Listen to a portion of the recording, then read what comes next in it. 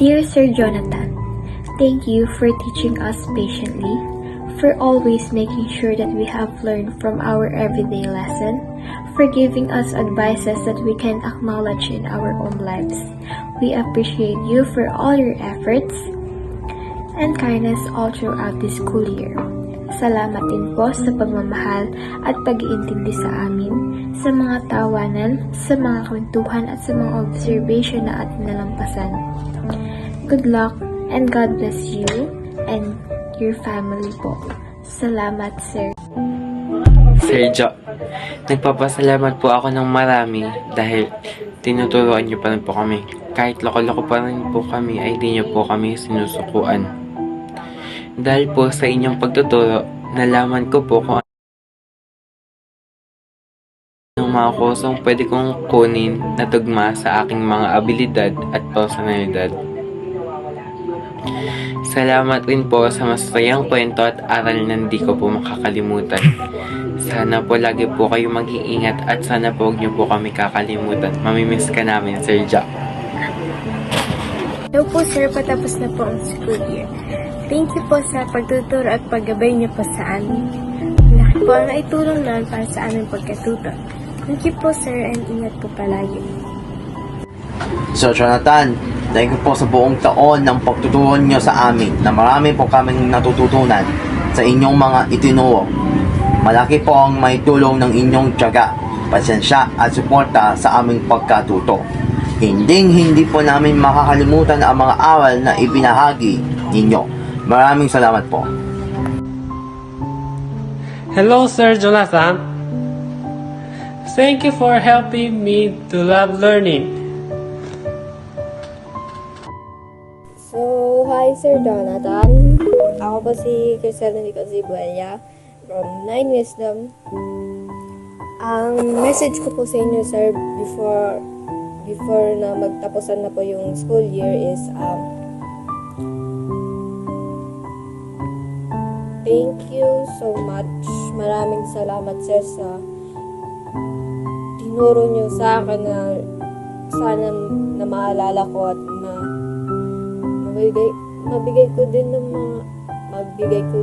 advice or turuan ko sa mga future classmates ko or sa mga future anak ko if ever ako magkakaroon ng anak.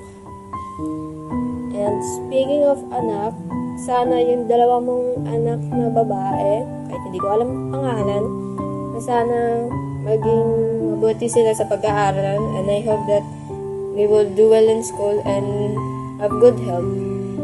Same din po sa inyo at saka sa asawa ninyo. Kahit hindi ko po kilala, I just want to say that I hope that your wife also is in good health and will always be happy. And sana sana na yung kahit kayo, yung buong pamilya niyo po, sana happy lang po kayo. And iyak na.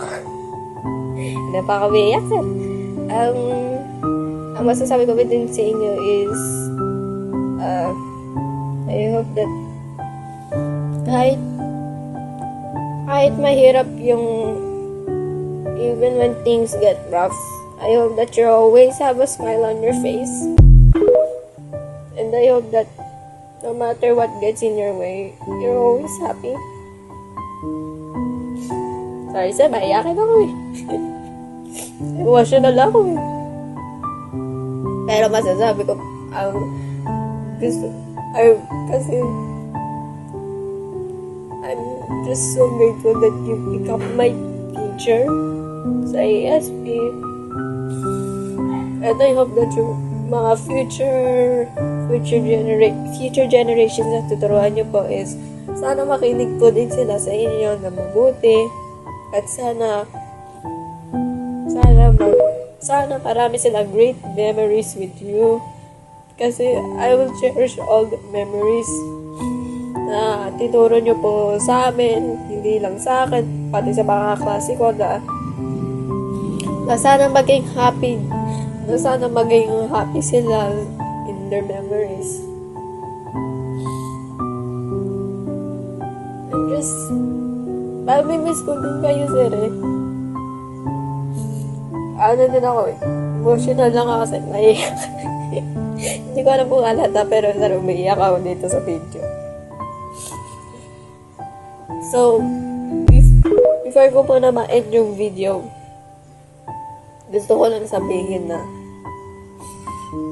maraming salamat, sir.